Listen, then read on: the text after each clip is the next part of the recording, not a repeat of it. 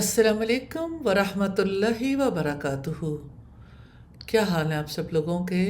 اللہ سبحانہ و تعالیٰ سب کو اپنے حفظ و امان میں اپنی خیر و برکت میں رکھے، آمین ثم آمین۔ نحمدہ و نصلی علی رسولہ الکریم، اما بعد فاعوذ باللہ من الشیطان الرجیم، بسم اللہ الرحمن الرحیم۔ رب اشرح لی صدری ویسر لی امری واحلل عقدۃ من لسانی یفقہوا قولی۔ مسلم ڈی این اے کے حوالے سے یہ ہمارا 20واں ماڈیول ہے، اور آج ہم دیکھیں گے مسلم's morals and ethics، ایک مسلمان کے اخلاق کیسے ہونے چاہیے۔ آپ سب جانتے ہیں زندگی کے مختلف پہلوؤں میں اخلاقیات کی اہمیت نمایاں ہے۔ سوال یہ پیدا ہوتا ہے اخلاقیات سے کیا مراد ہے؟ اب جانتے ہیں اخلاق خلق سے ہے، اور خلق عادت کو کہتے ہیں، اور اخلاق عادات کے مجموعے کو کہتے ہیں، اور اخلاقیات سے مراد صحیح اور غلط کے اصول ہیں جو کسی فرد کے طرز عمل یا کسی سرگرمی کے انعقاد کو کنٹرول کرتے ہیں۔ یہ ذاتی، پیشہ ورانہ اور سماجی ڈومینز میں ایک اہم کردار ادا کرتا ہے۔ ذاتی زندگی میں اخلاقیات افراد کو اخلاقی فیصلے اور انتخاب کرنے میں رہنمائی کرتی ہیں۔ یہ ایک مضبوط اخلاقی کردار کی تشکیل اور اعتماد اور دیانت پر مبنی بامانی تعلقات استوار کرنے میں مدد کرتا ہے۔ جہاں تک پیشہ ورانہ دائرے کا تعلق ہے تو وہاں منصفانہ کام کے ماحول کو برقرار رکھنے کے لیے اخلاقیات ضروری ہیں۔ ایسے ماحول میں ملازمین اور آجروں کی رہنمائی یہی اخلاقی تو کرتا ہے، کوڈ آف ایتھکس، کہ وہ اپنے آپ کو ایمانداری، شفافیت اور احترام کے ساتھ برتاؤ کریں، کام کی جگہ کی ایک مثبت ثقافت کو فروغ دیں۔ سماجی سطح پر اخلاقی اصول کمیونٹی کی مجموعی بہبود میں حصہ ڈالتے ہیں۔ وہ قوانین اور ضوابط کی بنیاد کے طور پر کام کرتے ہیں، انصاف اور مساوات کو فروغ دیتے ہیں۔ اخلاقی رویہ معاشرے کے ہموار کام اور اس کے ارکان کے درمیان اعتماد کے قیام کے لیے بہت ضروری ہے۔ سمپلی اگر ہم دیکھیں تو اخلاقیات کی اہمیت افراد کو تشکیل دینے، پیشہ ورانہ طرز عمل کی رہنمائی کرنے اور معاشرے کے مجموعی اخلاقی تانے بانے میں حصہ ڈالنے کی صلاحیت میں مضمر ہے۔ اخلاقیات ہمارے فیصلہ سازی کے عمل کی تشکیل میں اہم کردار ادا کرتی ہیں۔ وہ اصولوں اور اقدار کا ایک فریم ورک فراہم کرتے ہیں جو ہمارے انتخاب اور اعمال کی طرف رہنمائی کرتے ہیں۔ کچھ طریقے ایسے ہیں جن سے اخلاقیات ہماری فیصلہ سازی کو متاثر کرتی ہیں۔ پہلی بات یہ کہ اخلاقیات ایک اخلاقی کمپیس کے طور پر کام کرتی ہیں جو صحیح اور غلط میں فرق کرنے میں ہماری مدد کرتی ہیں۔ وہ مختلف حالات میں برتاؤ اور فیصلے کرنے کے بارے میں رہنما خطوط فراہم کرتے ہیں۔ دوسری بات یہ کہ اخلاقی تحفظات ہمارے اعمال کے ممکنہ نتائج کا اندازہ لگانے میں ہماری مدد کرتے ہیں۔ مجموعی طور پر دوسروں اور معاشرے پر پڑنے والے اثرات پر غور کرنے سے ہم زیادہ باخبر فیصلے کر سکتے ہیں۔ تیسرا یہ کہ اخلاقیات ہمارے اعمال کو ہماری اقدار کے ساتھ ہم آہنگ کر کے ہماری ذاتی سالمیت میں حصہ ڈالتی ہیں۔ اخلاقی انتخاب کرنا اعتماد، اعتبار اور عزت نفس کو فروغ دیتا۔ چوتھا یہ کہ اخلاقیات ہمیں معاشرے پر اپنے فیصلوں کے وسیع اثرات پر غور کرنے کی ترغیب دیتی ہیں۔ مشترکہ بھلائی کو ترجیح دے کر ہم ایک زیادہ منصفانہ دنیا میں اپنا حصہ ڈال سکتے ہیں۔ پھر اخلاقی فیصلہ سازی میں ہمارے اعمال کے طویل مدتی نتائج اور پائیداری پر غور کرنا شامل ہے۔ یہ ہمیں قلیل مدتی فوائد سے آگے بڑھنے اور ایسے انتخاب کرنے میں مدد کرتا ہے جس سے ہمارے اور آنے والی نسلوں کو فائدہ ہو۔ تو اخلاقیات ایک فریم ورک فراہم کرتی ہیں جو ہمارے اعمال کی رہنمائی، نتائج پر غور کرنے، ذاتی سالمیت کو برقرار رکھنے، سماجی ذمہ داری کو فروغ دینے اور طویل مدتی نقطہ نظر کی حوصلہ افزائی کر کے ہمارے فیصلہ سازی کے عمل کو متاثر کرتی ہے۔ پھر اخلاقیات کو ہم دیکھتے ہیں کہ ایک ہم آہنگ معاشرے کی تشکیل میں اہم کردار ادا کرتی ہیں۔ چند طریقے ایسے ہیں جن میں اخلاقیات مثبت اثر ڈال سکتی ہیں، جس میں سے پہلا طریقہ اعتماد کی تعمیر ہے۔ اخلاقی رویہ افراد اور برادریوں کے درمیان اعتماد کو فروغ دیتا ہے۔ جب لوگ ایتھیکلی کام کرتے ہیں تو وہ دیانتداری، ایمانداری اور اعتماد کا مظاہرہ کرتے ہیں اور اس کی وجہ سے مضبوط تعلقات قائم ہوتے ہیں۔ دوسرے، باہمی تعاون کو فروغ ملتا ہے۔ اخلاقی طرز عمل افراد اور گروہوں کے درمیان تعاون اور اشتراک کی حوصلہ افزائی کرتا ہے۔ اگر آپ دیکھیں تو انصاف، احترام، ہمدردی کی اہمیت پر زور دیتا ہے۔ ایسا ماحول پیدا کرتا ہے جہاں لوگ مشترکہ مقاصد کے لیے مل کر کام کریں۔ تیسری اہم بات یہ ہے کہ تنازعات کو بھی حل کرتا ہے۔ پرامن اور منصفانہ طریقے سے حل کرنے کے لیے اخلاقیات فریم ورک فراہم کرتی ہے۔ اخلاقی اصولوں جیسے کہ عدل، انصاف اور دوسروں کے حقوق کا احترام کرتے ہوئے تنازعات کو جھگڑوں کو جارحیت یا تشدد کی بجائے بات چیت اور گفت و شنید کے ذریعے حل کیا جا سکتا ہے۔ چوتھی چیز ہے سماجی ذمہ داری کو بڑھانا۔ اخلاقیات معاشرتی ذمہ داری کو فروغ دیتی ہے۔ لوگ رسپانسیبل بنتے ہیں اور دوسروں کو اور مجموعی طور پر معاشرے پر اپنے اعمال کے اثرات پر غور کرنے کی ترغیب دیتی ہیں اخلاقیات۔ اس میں ماحول کا خیال رکھنا، پھر ویلفیئر کے کاموں کی حمایت کرنا، کمیونٹی کی بہبود میں حصہ ڈالنا شامل ہے۔ اور پانچویں چیز ہے ایک مثبت شہرت بنانا۔ اخلاقی رویے افراد اور تنظیموں کو مثبت ساکھ بنانے میں مدد کرتے ہیں۔ جب لوگ اخلاقی طور پر کام کرتے ہیں تو وہ دوسروں کی عزت اور تعریف حاصل کرتے ہیں، جس سے تعاون اور کامیابی کے مواقع بڑھتے ہیں۔ مجموعی طور پر اگر ہم دیکھیں تو معاشرے کو فائدہ ہوتا ہے۔ ایک ہم آہنگ معاشرہ تبھی تشکیل پا سکتا ہے جب افراد ایک دوسرے پر اعتماد کریں، باہمی تعاون کریں، جہاں انصاف پسندی غالب ہو۔ تو یہ سب کچھ اخلاقیات کے بغیر ممکن نہیں ہے۔ حقیقت یہ ہے کہ اخلاق نہیں تو مسلمان نہیں۔ کیسے ہو سکتا ہے کہ ایک مسلمان ایمان کا دعویٰ تو کرے مگر وہ اخلاقیات سے عاری ہو؟ نبی صلی اللہ علیہ وسلم اخلاقیات کا سب سے اعلیٰ نمونہ ہے۔ آپ صلی اللہ علیہ وسلم اعلیٰ اخلاق کے حامل تھے۔ آپ کے بارے میں رب العزت نے فرمایا وَإِنَّكَ لَعَلَىٰ خُلُقٍ عَظِيمٍ، اور بے شک آپ اعلیٰ اخلاق کے عظیم مرتبے پر فائز ہیں۔ آپ کا مشن بھی یہی تھا کہ لوگوں کو اعلیٰ اخلاق کی تلقین کریں۔ نبی صلی اللہ علیہ وسلم نے فرمایا انما بعثت لأتمم مکارم الاخلاق، مجھے اچھے اخلاق کی تکمیل کے لیے بھیجا گیا ہے۔ آپ صلی اللہ علیہ وسلم مکارم اخلاق کی دعوت دیتے تھے۔ تو وہ مکارم اخلاق کیا ہیں جن کی دعوت کے لیے، جن کو قائم کرنے کے لیے رسول اللہ صلی اللہ علیہ وسلم بھیجے گئے؟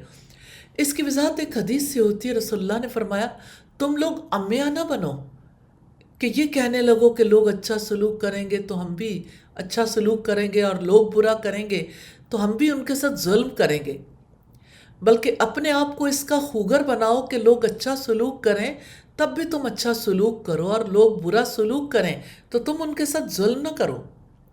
تو یہ اعلیٰ اخلاق جو حدیث میں بتایا گیا اس اخلاق میں آپ بلند ترین مرتبے پر تھے۔ عام مسلمانوں سے یہ اعلیٰ اخلاق عظیمت کے درجے میں مطلوب ہے، مگر رسول اللہ صلی اللہ علیہ وسلم کے لیے یہ لازم تھا۔ آپ نے فرمایا مجھے میرے رب نے حکم دیا ہے جو مجھ سے کٹے میں اس سے جڑوں، جو مجھے محروم کرے میں اسے عطا کروں، جو مجھ پر ظلم کرے میں اسے معاف کر دوں۔ سیدنا عقبہ نے کہا میں آپ صلی اللہ علیہ وسلم سے ملا اور میں نے آپ سے ابتدا کی اور آپ کا ہاتھ پکڑ لیا اور کہا اللہ کے رسول فضیلت والے اعمال کے بارے میں مجھے بتلائیں۔ آپ نے فرمایا اے عقبہ جو تجھ سے قطع رحمی کرے اس سے صلہ رحمی کرو، جو تجھے محروم کرے تم اسے عطا کرو، اور جو تجھ پر ظلم کرے تم اسے معاف کر دو۔ یہ مسند احمد کی روایت ہے 9582 نمبر پر۔ تو اسلامی نقطہ نظر سے اخلاق کی دو قسمیں ہیں، اعلیٰ اخلاق اور ادنا اخلاق۔ اعلیٰ اخلاق سے مراد اخلاق حسنہ عمدہ اخلاق ہے، اور پست اخلاق ادنا اخلاق اخلاق سیئہ ہے۔ اگر یہ دیکھنا چاہیں کہ پست اخلاق ادنا اخلاق یا گھٹیا اخلاق کون سا ہوتا ہے تو پہلی بات تو یہ کہ اس کا کوئی اصول ہی نہیں ہوتا، اس کی پہچان ہی یہی ہے۔ ایسا کوئی اصول ہی نہیں ہوتا جس کا ہمیشہ لحاظ کیا جائے۔ گھٹیا اخلاق حالات کے لحاظ سے بنتا ہے، آپ سنتے ہیں چلو تم ادھر کو جدھر کی ہوا، تو یہ گھٹیا لوگوں کی پہچان ہے۔ پنجابی کی ایک مثال ہے جن نے لایا گلی اودے نال ہی ٹور چلی، کہ جس نے باتوں میں لگایا جس طرف کوئی چلا اب بھی اسی طرف کو ہو لیے، یہی گھٹیا اخلاق کی پہچان ہے۔ بڑی سادہ سی پہچان ہے، جیسے گرگٹ رنگ بدلتا ہے ایسے ہی گھٹیا اخلاق والا حالات و واقعات کے ساتھ بات کو ہی بدل دیتا ہے، اپنے معاملات ہی بدل دیتا ہے، اپنے تعلقات کی نوعیت کے اعتبار سے اپنے رویوں کو ہی بدل دیتا ہے۔ اس لیے وہ کبھی کچھ ہوتا ہے، کبھی کچھ، کبھی دن، کبھی رات۔ اگر ہم یہ دیکھنا چاہیں کہ گھٹیا اخلاق والا کیسا ہوتا ہے تو یوں سمجھ لیں کہ موقع کی مناسبت سے حالات و واقعات کے مطابق بدلتا رہتا ہے۔ کتنے ہی لوگ ہیں، کسی کو غصے میں دیکھا تو خوف آ گیا، پہلے تو جو بات کہی تھی وہ اور تھی لیکن خوف کی وجہ سے بات بدل دی کہ نہیں دراصل میں نے یہ بات نہیں کہی تھی، بات یوں تھی۔ یہ گھٹیا اخلاق کے لیے بے اصولی کا معاملہ ہے، یعنی اس نے کبھی اصول کے مطابق اپنے معاملے کو طے کرنا ہی نہیں۔ فرانس کے مشہور فلسفی والٹیئر نے کہا تھا کہ کوئی شخص اپنے قریبی لوگوں میں ہیرو نہیں ہوتا۔ No one is hero to his valet، کیونکہ قریبی لوگوں کی نظروں میں انسان کی نجی زندگی ہوتی ہے، اور نجی زندگی میں کوئی بھی کامل نہیں ہوتا۔ دور والوں کو ایک شخص اچھا لگتا ہے، قریب کے لوگوں کو وہ اچھا نہیں لگتا۔ اس لیے قریبی لوگوں کے اندر اس کے بارے میں مہر و محبت کے جذبات پیدا نہیں ہوتے، مگر سورین اسمتھ نے کہا ہے یہ کلیہ پیغمبر اسلام پر صادق نہیں آتا، کیونکہ تاریخ بتاتی ہے کہ جو شخص آپ سے جتنا قریب تھا اتنا ہی زیادہ آپ کی خوبیوں کا شیدائی تھا۔ زید بن حارثہ جو حارثہ بن شرحبیل کے لڑکے تھے، ان کی ماں قبیلہ طے کی ایک شاخ بنی مان سے تعلق رکھتی تھیں۔ ہوا یوں کہ وہ ایک سفر کے لیے نکلے، قافلہ لٹ گیا اور زید غلام بن کر مکہ آ گئے۔ پھر زید سیدہ خدیجہ کے توسط سے نبی صلی اللہ علیہ وسلم کے پاس آئے، اور آپ صلی اللہ علیہ وسلم کے پاس جب ایک طویل مدت کے بعد ان کے چچا اور ان کے والد آئے تو سیدنا زید نے کہا کہ میں نے محمد صلی اللہ علیہ وسلم کے اندر جو خوبیاں دیکھی اس کے بعد اب میں کسی کو بھی ان کے اوپر ترجیح نہیں دے سکتا۔ اس کے بعد زید کے والد اور چچا اپنے وطن کو واپس چلے گئے۔ یہ واقعہ نبوت سے پہلے کا ہے۔ رسول اللہ صلی اللہ علیہ وسلم کی اسی خصوصیت کی وجہ سے آپ کو اتنا عظیم مقام عطا کیا گیا۔ پیغمبر اسلام کا یہی اعلیٰ کردار تھا جس نے آپ کے اندر تسخیری قوت پیدا کر دی تھی۔ جو بھی آپ کے قریب وہ آپ کی عظمتوں کو دیکھ کر مفتوح ہو گیا۔ طائف کی وہ شام کس قدر بھیانک تھی جب شہر کے لڑکے آپ صلی اللہ علیہ وسلم کو پتھر مار مار کر شہر سے باہر لے جا رہے تھے۔ اب مکہ سے 50 میل کا سفر طے کر کے پیدل چل کے حجاز کے رئیسوں کے گرمائی صدر مقام پہنچے تھے تاکہ انہیں دعوت اسلام دیں، مگر انہوں نے آپ کے خرخواہانہ پیغام کو سننے کی بجائے شہر کے لڑکوں کو آپ کے پیچھے لگا دیا۔ آپ کا جسم زخموں سے چور تھا، سر سے پاؤں تک آپ خون میں نہائے ہوئے تھے۔ آپ نے تھک کر ایک انگور کے باغ میں پناہ لی۔ کتنا نازک وقت تھا۔ ایک بار آپ نے سیدہ عائشہ سے کہا، طائف کی وہ شام میری زندگی کی سخت ترین شام تھی، مگر آپ کی زبان سے اس انتہائی سنگین موقع پر اپنے دشمنوں کے خلاف کوئی برا کلمہ نہیں نکلا۔ آپ نے فرمایا، اے اللہ ان کو صحیح راستہ دکھا، کیونکہ وہ نہیں جانتے وہ کیا کر رہے ہیں۔ اللہ کے رسول صلی اللہ علیہ وسلم کا ہی اخلاق تھا جس نے آپ کے دشمنوں کو اس طرح زیر کیا کہ سارے عرب نے آپ کے پیغام کو قبول کر لیا۔ آپ کے اعلیٰ کردار کے آگے کوئی تعصب، کوئی عداوت، کوئی ہٹ دھرمی نہیں ٹھہر سکی۔ آپ کی بلند سیرت لوگوں کو جادو کی طرح مسخر کرتی چلی گئی۔ اپنے نبی کی طرح ایک مسلمان کے ڈی این اے میں یہ بات شامل ہونی چاہیے کہ وہ اعلیٰ اخلاق کا حامل ہو۔ ایک سچا مومن آنیسٹ ہوتا ہے۔ ایک مسلمان کے ڈی این اے میں یہ شامل ہونا چاہیے کہ وہ سچا ہو۔ رسول اللہ نے فرمایا، علیکم بالصدق فإن الصدق یہدی الی البر وإن البر یہدی الی الجنہ وما یزال الرجل یصدق ویتحری الصدق حتی یکتب عند اللہ صدیقا۔ سچ بولو، اس لیے کہ سچ نیکی کی طرف رہنمائی کرتا ہے اور نیکی جنت کی طرف رہنمائی کرتی ہے۔ آدمی ہمیشہ سچ بولتا رہتا ہے، سچ کی تلاش میں رہتا ہے، یہاں تک کہ وہ اللہ تعالیٰ کے نزدیک سچا لکھ دیا جاتا ہے۔ اور جھوٹ سے بچو، اس لیے کہ جھوٹ گناہ کی طرف رہنمائی کرتا ہے اور گناہ جہنم میں لے جاتا ہے۔ آدمی ہمیشہ جھوٹ بولتا رہتا ہے اور جھوٹ کی تلاش میں رہتا ہے، یہاں تک کہ اللہ تعالیٰ کے نزدیک جھوٹا لکھ دیا جاتا ہے۔ یہاں سوال یہ پیدا ہوتا ہے کہ سچا کون ہو سکتا ہے؟ انسان سچا کیسے بن سکتا ہے؟ ایک شخص جب اللہ تعالیٰ پر ایمان لاتا ہے، رسول اللہ پر ایمان لاتا ہے، اللہ سبحانہ تعالیٰ کی ذات کا اعتراف کر لیتا ہے، تو سچائی کا اعتراف کر لیتا ہے۔ ایسا انسان اپنی فطرت کے اعتبار سے سچا ہوتا ہے، ہمیشہ سچ بولتا ہے، کسی معاملے میں جھوٹ بات نہیں کرتا۔ حقیقت یہ ہے کہ سچ نیکیوں کا سرچشمہ ہے، سچ سے نیکیاں ابھرتی ہیں۔ جو انسان سچ بولتا ہے اس کی زبان اور اس کا ضمیر دونوں ہمیشہ مطمئن رہتے ہیں۔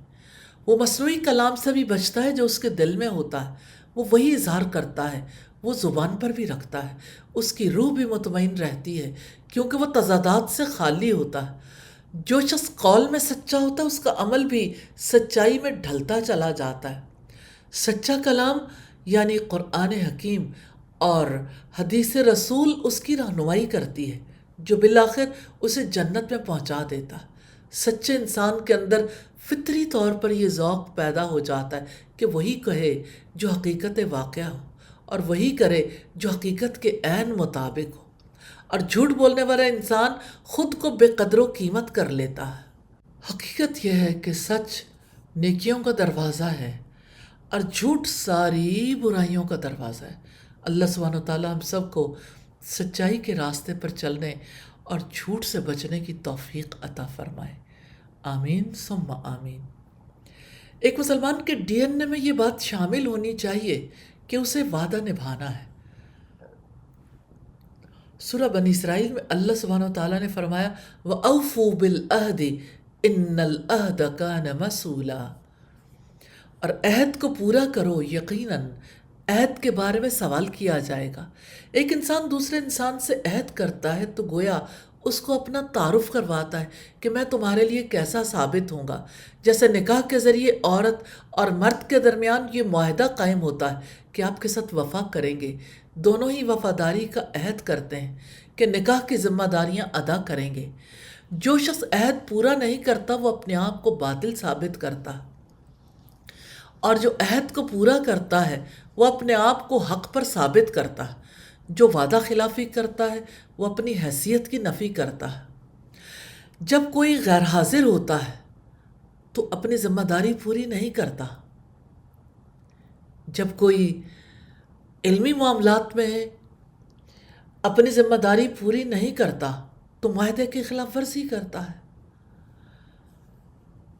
جب آپ اطاعت نہیں کرتے تو کیا آپ وعدہ خلافی نہیں کرتے، کیونکہ آپ نے اطاعت کا عہد کیا ہے؟ جب آپ کسی کا امیج بریک کرتے تو کیا آپ وعدہ خلافی نہیں کرتے؟ عہد اللہ تعالیٰ کے نزدیک قابل پرسش ہے۔ جب دو لوگوں کے درمیان عہد کا معاملہ ہوتا ہے تو وہ دو لوگوں کا معاملہ نہیں رہتا، اس میں تیسرا اللہ تعالیٰ ہوتا ہے۔ اللہ تعالیٰ ایک فریق کی حیثیت میں شریک ہوتا ہے۔ عہد توڑنا اللہ تعالیٰ کے ساتھ سرکشی بھی ہے اور لوگوں کے ساتھ بھی، اور جہاں کہیں کسی ادارے کے ساتھ معاہدے کو توڑا ہے تو معاشرتی معاہدوں کو توڑنا زیادہ بڑا گناہ ہے، یہ زیادہ بڑا جرم ہے، اس لیے سزا بھی زیادہ بڑی ہے۔ پھر ایک مسلمان کو امانت دار ہونا چاہیے، امانت داری اس کے ڈی این اے میں شامل ہونی چاہیے۔ امانت داری ایمان کا حصہ ہے۔ جو شخص اللہ اور آخرت پر یقین رکھتا ہے وہ کسی کی امانت میں خیانت نہیں کر سکتا۔ اسے اس بات کا احساس ہوتا ہے کہ اگر میں نے کسی کا حق دبا لیا یا اس کی ادائیگی میں کمی اور کوتاہی کی تو میرا رب مجھے دیکھ رہا ہے، وہ یقیناً اس کا حساب لے گا۔ اور اس دن جب کہ ہر شخص ایک ایک نیکی کا محتاج ہوگا، حق تلفی کے عوض میری نیکیاں دوسروں کو تقسیم کر دی جائیں گی، پھر میری مفلسی پر وہاں کون رحم کرے گا؟ اس طرح کے تصورات سے اہل ایمان کا دل کانپ اٹھتا ہے، تب وہ خیانت یا حق تلفی کرنے سے باز آ جاتا ہے۔ لیکن جس کے دل میں ایمان ہی نہ ہو یا ماحول اور حالات نے ایمان کی روشنی سلب کر لی ہو تو خیانت کرنے میں ایسے شخص کو کوئی تردد نہیں ہوتا۔ اسی لیے رسول اللہ صلی اللہ علیہ وسلم نے امانت داری کو ایمان کی علامت اور پہچان قرار دیا۔ آپ نے فرمایا لا ایمان لمن لا امانت لہ، جس میں امانت داری نہیں اس میں ایمان نہیں۔ تو امانت کا خیال وہ کرتا ہے جو متقی ہو۔ ایک مسلمان شکر گزار ہوتا ہے، اس کے ڈی این اے میں یہ بات شامل ہونی چاہیے کہ وہ اللہ تعالیٰ کا شکر ادا کرے۔ شکر دراصل اللہ تعالیٰ کی نعمتوں کا اعتراف ہے۔ بندہ یہی تو کام کرتا ہے، نعمت ہی کو تو نہیں مانتا۔ یہ اعتراف اصلاً دل میں پیدا ہوتا ہے، پھر الفاظ کی صورت میں انسان کی زبان پر آتا ہے۔ انسان زندگی میں ہر لمحے اللہ تعالیٰ کی نعمتوں کا تجربہ کرتا رہتا ہے، اس لیے لازم ہے کہ وہ اللہ تعالیٰ کا شکر ادا کرے۔ اس کا دل اللہ تعالیٰ کی نعمتوں کے احساس سے، اس یقین سے سرشار رہے۔ شکر دراصل اللہ تعالیٰ کی نعمتوں کا اعتراف ہے۔ انسان اپنے لفظوں میں بھی جو بولتا ہے وہ اللہ کے مقابلے میں شکر ادا کرنا ہے۔ شکر ساری عبادتوں کا خلاصہ ہے۔ ساری عبادات شکر کے جذبے کی عملی تصویر ہیں۔ شکر کامل عبادت ہے اور ربانی زندگی کا خلاصہ ہے۔ شکر کا احساس ہی نعمتوں کو اللہ سبحانہ و تعالیٰ کی راہ پر لگانے کے لیے تیار کرتا ہے۔ شکر کا تعلق انسان کے پورے وجود سے ہے۔ پہلے انسان نعمتوں کے بارے میں اپنے دل اور اپنے دماغ میں شکر کے احساس کو تازہ کرتا ہے، پھر زبان سے اس کا اظہار کرتا ہے۔ اس کے بعد جب شکر کے احساس کے جذبات قوی ہو جاتے ہیں تو انسان اپنے مال اور اپنے اثاثے کو اظہار شکر کے لیے اللہ تعالیٰ کی راہ میں خرچ کرتا ہے۔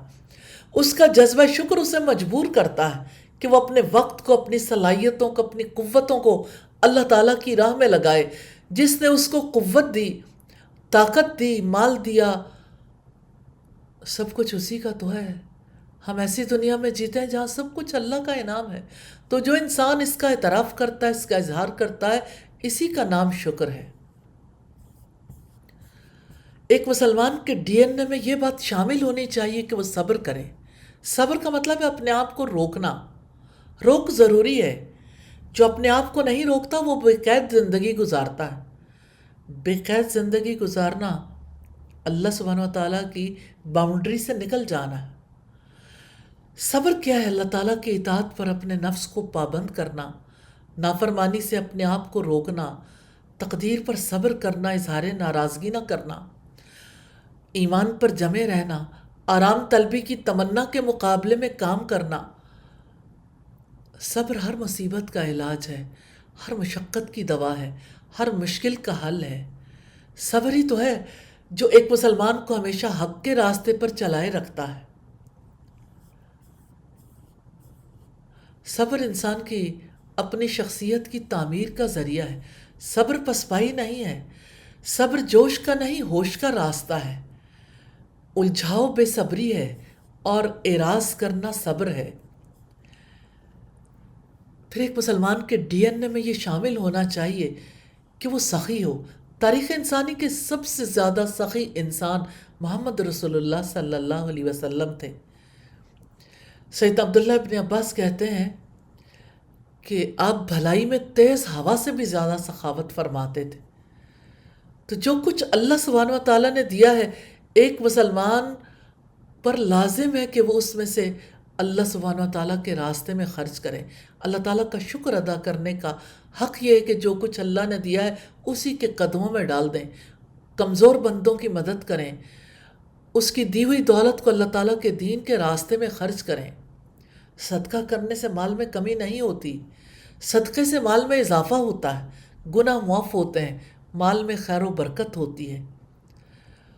اور سخاوت کے راستے ہیں، کھانا کھلا دیں، راشن پہنچا دیں، قرآن پہنچا دیں، یتیم کی کفالت کر دیں، قرآن سکھا دیں، کسی فیملی کو سپورٹ کر دیں، درخت لگائیں، اجر کمائیں، پانی پلا دیں، لباس پہنا دیں، کسی مریض کی کیئر کر لیں، اللہ سبحانہ تعالیٰ کے راستے میں اپنی جائیداد میں سے کچھ وقف کر دیں، والدین کے ساتھ حسن سلوک کے لیے ان کے لیے کچھ وقف کر دیں، میڈیا کے ذریعے دین کی تعلیم و تبلیغ کریں، تو اللہ کی رضا کے لیے خرچ کیا جانے والا مال باقی رہتا ہے۔ اور ایک مسلمان کے ڈی این اے میں یہ شامل ہونا چاہیے کہ وہ عدل و انصاف پر قائم رہے۔ رب العزت کا فرمان ہے قل امر ربی بالقسط، آپ کہہ دیں میرے رب نے مجھے انصاف کا حکم دیا ہے۔ اور عدل کہتے ہیں حقوق میں توازن اور تناسب کو۔ عدل سے مراد برابر برابر تقسیم کرنا نہیں ہے۔ ہمارے یہاں عدل اسے سمجھا جاتا ہے نصف نصف تقسیم، یہ انصاف نہیں ہے۔ جس کا حق زیادہ ہے اس کو زیادہ حق دیا جائے، جس کا حق نہیں ہے اسے نہ دیا جائے۔ مثال کے طور پر ایک شخص محنت کرتا ہے، دوسرا محنت نہیں کرتا، دونوں کو برابر نہیں کیا جا سکتا۔ اب آپ دیکھیے کہ جیسے آپ لوگ پڑھتے ہیں، ایک شخص ہے جس نے اپنی ہر مارننگ میں، ہر نائٹ میں پورا وقت لگایا ہے، کبھی غیر حاضری نہیں کی، محنت کی ہے، ہر طرح سے ساری ریکوائرمنٹس کو پورا کیا ہے۔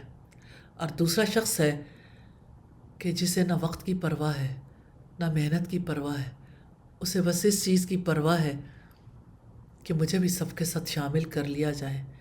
دونوں کو برابر کیسے کر دیں؟ محنت کرنے والا اور محنت نہ کرنے والا دونوں برابر نہیں ہو سکتے۔ اللہ رب العزت نے دونوں کو برابر نہیں کیا۔ پھر تعلقات اور رشتہ داریوں میں بھی عدل سے نہیں ہٹنا چاہیے، ذاتی خواہشات کی وجہ سے بھی انصاف کو نہیں چھوڑنا چاہیے، بغض اور نفرت میں بھی عدل کا دامن نہیں چھوڑنا چاہیے۔ پھر ایک مسلمان کے ڈی این اے میں یہ بات شامل ہونی چاہیے کہ وہ تکبر کے مقابلے میں تواضع اختیار کرے۔ تکبر کا مطلب ہے انا پرستی، اپنی ذات کو بڑا جاننا، اور تواضع کا مطلب ہے اپنے آپ کو بچھانا، جھکانا۔ کسی نے کہا ہزار سب صحیح رائے گاں سی لگتی ہے وہ شاخ جس پہ کبھی آشیاں بنا ہی نہیں۔ یعنی اگرچہ سرسبز و شاداب ٹہنیاں بھی ہوں، شاخیں ہوں، شاخ بیکار ہی لگتی ہے جب تک کہ اس پر پھل نہیں لگتا، اور جب پھل لگتا ہے نا تو شاخ جھک جاتی ہے۔ اور جس شخص کو علم کا فہم ملتا ہے نا وہ بھی جھک جاتا ہے، اور علم کے میدان میں جو اکڑ جاتے ہیں تو انہوں نے دراصل اپنے آپ ہی کو ضائع کر دیا۔ تواضع ہی اخلاق کی اصل حقیقت ہے۔ تواضع والے انسان کے کردار کا دوسرا نام دراصل صاحب اخلاق یعنی اسلامی اخلاق والا، تواضع والا ہے۔ جو اپنی حیثیت کو پہچان جاتا ہے نا، وہ متواضع انسان بن جاتا ہے۔ اس دنیا میں انسان کو عارضی طور پر آزادی دی گئی ہے، آرائش و زیبائش کی بہت چیزیں ہیں۔ اگر اس دنیا میں رہتے ہوئے کوئی اپنی حیثیت کو پہچان لے اور عاجزی کی روش اختیار کر لے تو وہ تواضع والا انسان بن جاتا ہے، اور اگر وہ اسے محسوس نہ کرے تو وہ سرکش اور متکبر بن جاتا ہے۔ جنت تواضع والے انسان کے لیے، جہنم متکبر کے لیے، جو تکبر کر کے خود کو بڑا سمجھتا ہے۔ انسانوں سے تعلقات رکھتے ہوئے عموماً انسان کا امتحان ہوتا ہے۔ انسان اللہ تعالیٰ کے آگے تو اپنے آپ کو چھوٹا کر لیتا ہے، بندوں کے آگے نہیں کرتا۔ بندوں کے سامنے ہی اس کا یہ تکبر کھل کر سامنے آتا ہے۔ اس نے مجھے یہ بات کہی، یہ فقرہ کہا، اس نے میرے بارے میں ایسا سوچا، اس نے میری بات کی۔ مٹی کے باوے ہو، مٹی سے بنے ہوئے انسان ہو، اگر کسی نے کہا بھی تو آپ تکبر کے انتہا میں کہاں تک پہنچ رہے ہو۔ اللہ سبحانہ وتعالیٰ کی عظمت پر غور کرنے سے ہی خود کو چھوٹا ماننا ممکن ہوتا ہے۔ انسان کا واسطہ جن دو طرح کے انسانوں سے پیش آتا ہے، وہ اسے ایک عام انسان دکھائی دیتا ہے۔ اب جس کے اندر ابدیت کی نفسیات پیدا ہو جائے تو اس کی اندرونی نفسیات اسے مجبور کرتی ہے کہ دوسروں کے سامنے تواضع اختیار کریں، اور جو ابدیت کی نفسیات سے خالی ہوتا ہے وہ سرکش بنتا ہے، تکبر کرنے والا، فخر کرنے والا سرکش انسان بن جاتا ہے۔ اصل چیز ہے کہ انسان اللہ تعالیٰ کے مقابلے میں اپنے آپ کو چھوٹا مان لے۔ ابدیت کی نفسیات کو غور و فکر اور علم کی غذا چاہیے۔ اللہ سبحانہ وتعالیٰ کی عظمت پر جب غور نہیں کریں گے تو اپنے آپ کو چھوٹا نہیں سمجھیں گے۔ غور کریں گے تو پتہ چلے گا وہ قوت والا ہے، قدرت والا ہے، چاہے تو زندگی دے دے، چاہے تو موت سے ہمکنار کر دے، چاہے تو عطا کر دے، چاہے تو چھین لے، چاہے تو عزت دے دے، چاہے تو ذلت دے دے۔ جب بندہ اس کو تمام قوتوں والا تسلیم کر لیتا ہے تو اس کے آگے جھک جاتا ہے۔ جب جھکتا ہے تو اس کے اندر ابدیت کی نفسیات آتی ہے۔ اگر کسی کے اندر ابدیت کی نفسیات پیدا ہو جائے تو وہ دوسروں کے سامنے تواضع اختیار کرتا ہے، اور اس کو مسلسل غذا چاہیے۔ جیسے گاڑی میں پیٹرول ختم ہو جائے تو پیٹرول ڈلواتے ہیں، اسی طرح ابدیت کی نفسیات سے انسان خالی ہوتا ہے جب انسان مسلسل اللہ سبحانہ وتعالیٰ کی عظمت پر غور و فکر نہیں کرتا اور اس کا علم حاصل نہیں کرتا۔ جتنا زیادہ انسان علم حاصل کرتا ہے، غور و فکر کرتا ہے، اتنی ہی اس میں ابدیت کی نفسیات پیدا ہوتی ہے۔ اور تواضع دراصل حقیقت پسندانہ زندگی کا دوسرا نام ہے۔ جو انسان خدا پرست ہے وہ انسانوں کے مقابلے میں تواضع اختیار کرتا ہے۔ اس کی بندگی اللہ کے سامنے جھکاؤ، انسانوں کے سامنے بھی سر جھکانے نہیں دیتا۔ وہ اللہ کے مقابلے میں سرکشی اختیار نہیں کرتا تو بندوں کے مقابلے میں بھی وہ سرکشی کا رویہ اختیار نہیں کرتا۔ وہ اپنے ہر معاملے کو اللہ تعالیٰ کے ساتھ کا معاملہ سمجھتا ہے۔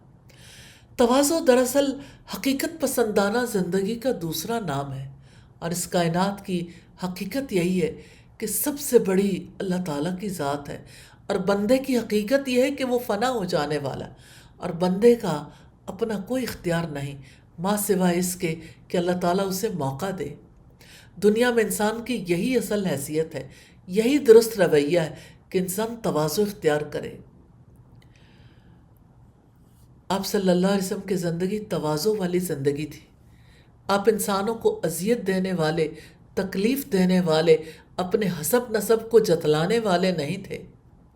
آپ ایسی چال نہیں چلتے تھے جس سے تکبر کا اظہار ہو۔ آپ ایسی گفتگو نہیں کرتے تھے جس میں آرٹیفیشیلٹی ہو۔ ایک مسلمان عفو درگزر اختیار کرتا ہے، اسے عفو درگزر اختیار کرنا چاہیے، اس کے ڈی این اے میں یہ بات شامل ہونی چاہیے۔ معاف کرنا انسان کو کردار کی بلندی تک پہنچا دیتا۔ سیدنا ابو ہریرہ کہتے ہیں کہ رسول اللہ نے فرمایا، موسیٰ علیہ السلام نے کہا تیرا کون سا بندہ زیادہ معزز ہے؟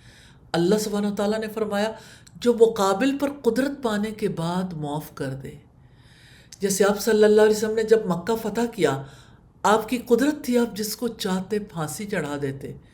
آپ کے پاس اختیار تھا، آپ نے لوگوں سے پوچھا اے معاشر قریش بولو کیا کہتے ہو؟ انہوں نے کہا ہم کہتے ہیں آپ رحیم و کریم بھتیجے اور چچا زاد بھائی ہیں۔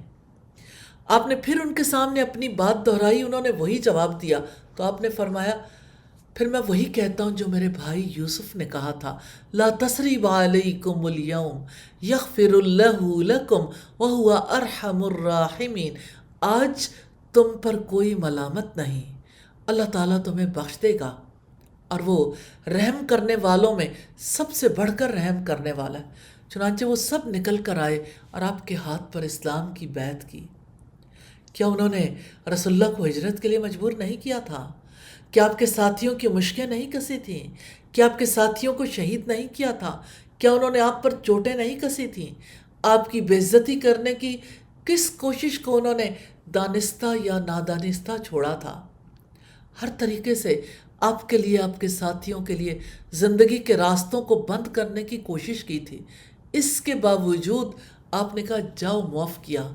ہاں، معاف کرنا واقعی ایسا عمل ہے جس کی وجہ سے انسان کردار کی بلندی تک پہنچ جاتا ہے اور اس کے لیے آسانی ہوتی ہے۔ اور قدرت کے باوجود انتقام نہ لینا اعلیٰ اخلاق ہے۔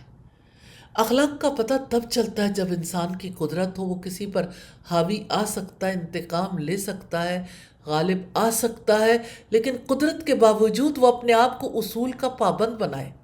حقیقت یہ ہے کہ سب سے سخت امتحان انسان کا اسی وقت ہوتا ہے جب وہ اپنے مخالف پر قابو پا جائے، یعنی جب اس کا دشمن پوری طرح اس کی گرفت میں آ جائے۔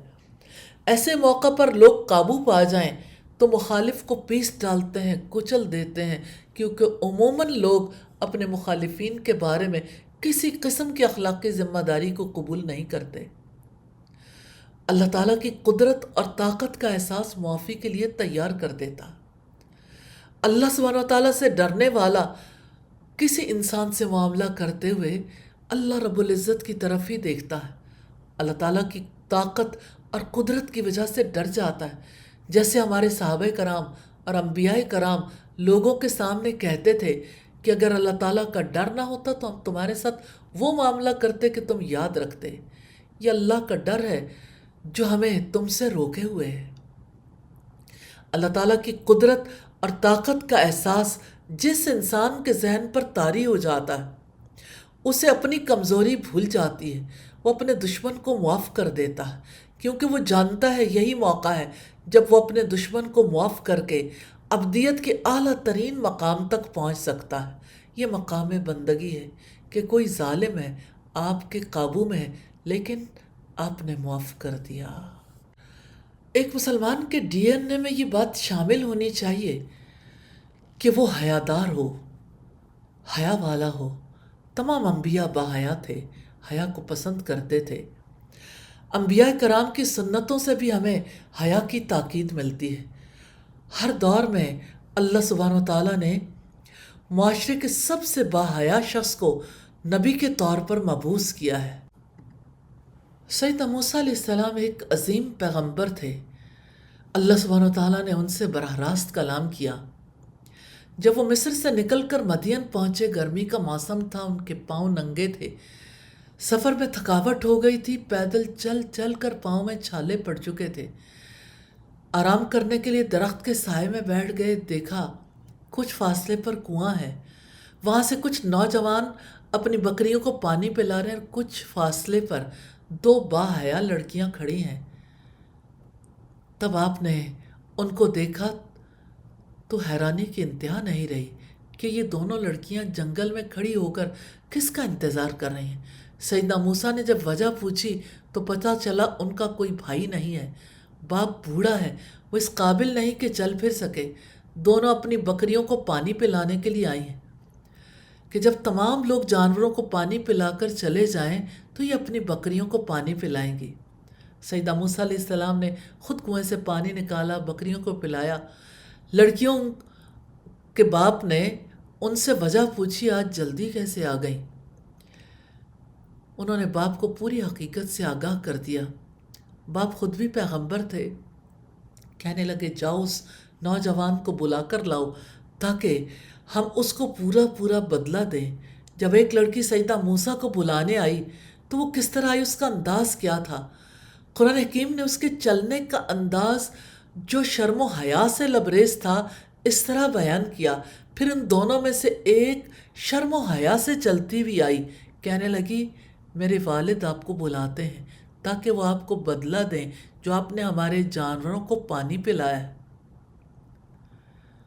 تو یہ شرم و حیا ایک عورت کے لیے بھی ہے، ایک مرد کے لیے بھی ہے۔ نبی صلی اللہ علیہ وسلم نے فرمایا پہلی چیز جو اس امت سے اٹھا لی جائے گی وہ حیا اور امانت ہے۔ تم ان دونوں چیزوں کے لیے اللہ تعالیٰ سے سوال کرو۔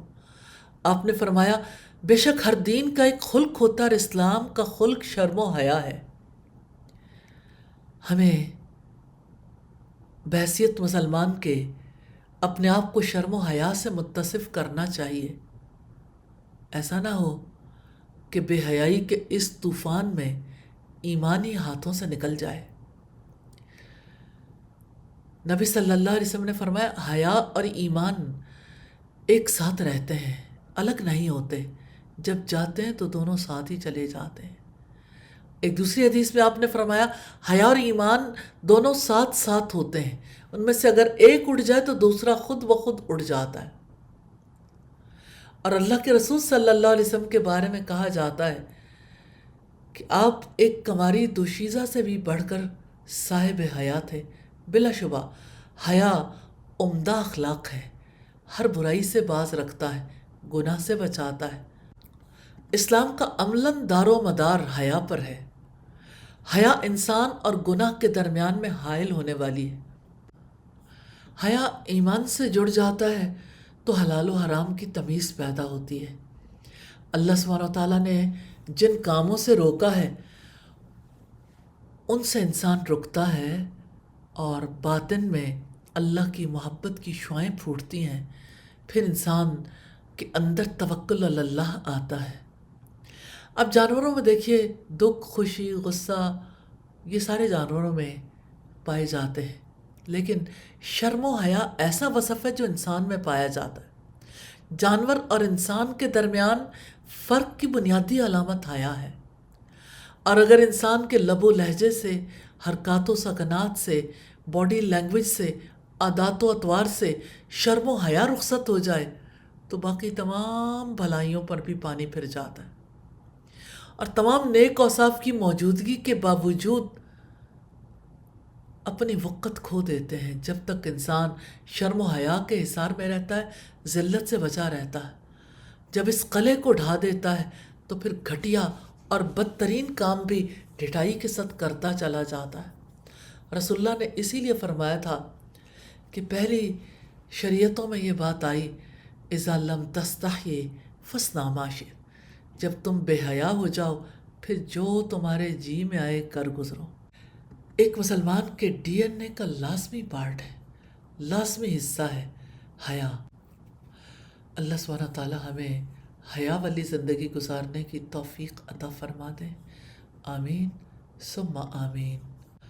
رسول اللہ صلی اللہ علیہ وسلم نے فرمایا تھا قیامت کے دن مومن کے میزان میں حسن اخلاق سے زیادہ وزنی کوئی چیز نہیں ہوگی۔ یہاں سوال یہ پیدا ہوتا ہے کہ حسن اخلاق اپنانے کے لیے کیا طریقے اختیار کریں؟ سب سے پہلے اچھی صحبت اختیار کرنے کی ضرورت ہے، کیونکہ اچھے لوگوں کی صحبت انسان پر اچھے اثرات ڈالتی ہے۔ رسول اللہ نے فرمایا المرء علی دین خلیلہ، آدمی اپنے دوست کے دین پر ہوتا۔